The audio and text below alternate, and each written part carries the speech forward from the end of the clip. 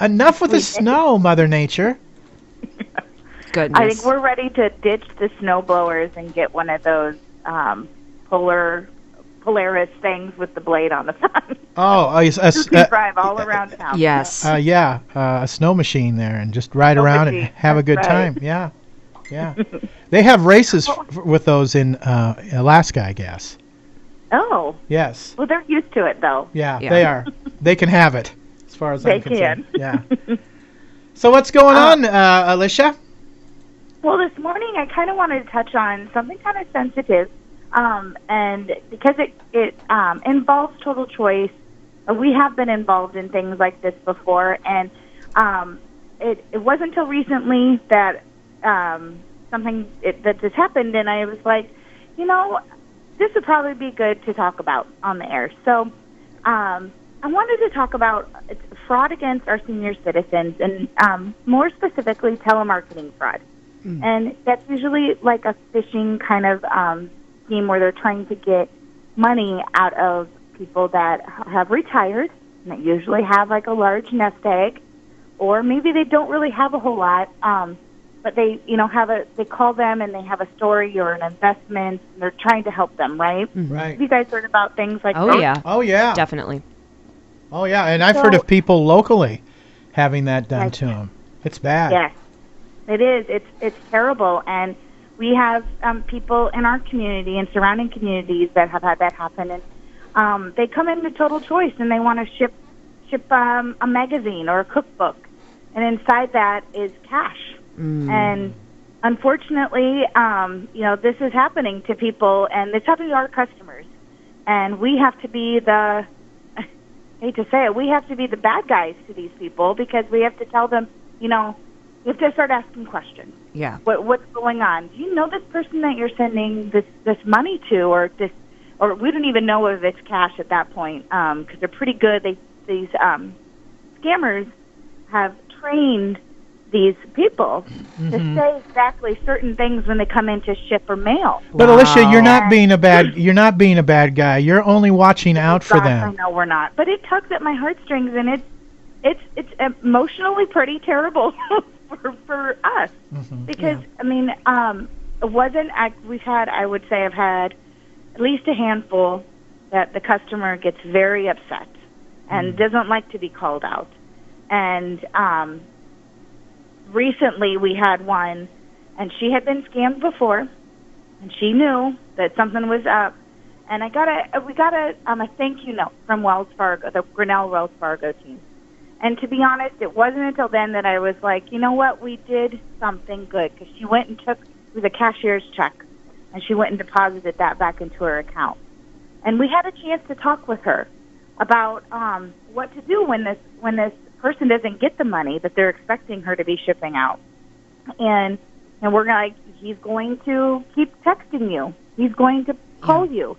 And you need to reach out to your child, your children, someone that you can talk to, your bank, and let them know that you're going through something like this, because it takes a toll emotionally on them. Because these people are very persistent. Yeah, they are. Excuses for everything, right? And it's terrible. And so I just wanted to make a little plug this morning and talk a little bit about that, and encourage you guys to reach out to maybe your grandparents or friends, neighbors, and to spread the word.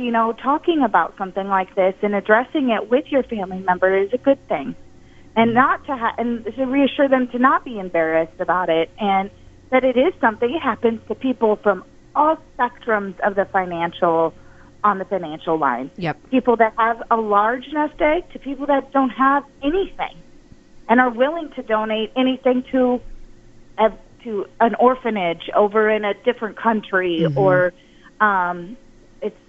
I think one of them was an iTunes gift card so that they can have technology. I mean, they try everything, guys, and it's just it's bad. And if you don't know, if it sounds odd, don't give them any information. Contact the authorities, which we encourage this customer to do once she was able to put the money back in her account, and then talk to somebody, get help, because not only is that savings that you're saving for maybe your future, but it's also saving for, life after. And expenses for your family, and if you don't realize it, it'll quickly be gone. So, well, good for you for helping with that. Choice. Yep, I think that's great. I saw something on the news actually last week about how somebody tried to scam the former head of the CIA.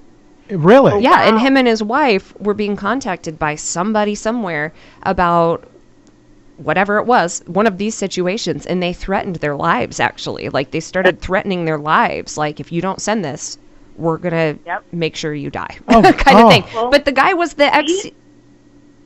Go ahead. Well, he was just... He was acting? Yeah, he was the ex-head of the CIA, so he was, like, able to do something about it, but a lot of people can't, don't have those resources. We got in the middle of one about a year ago with an elderly man in town, and we actually got the phone number from him that he was receiving all these phone calls, and they were calling him even up to the minute of him coming into our store with the cash.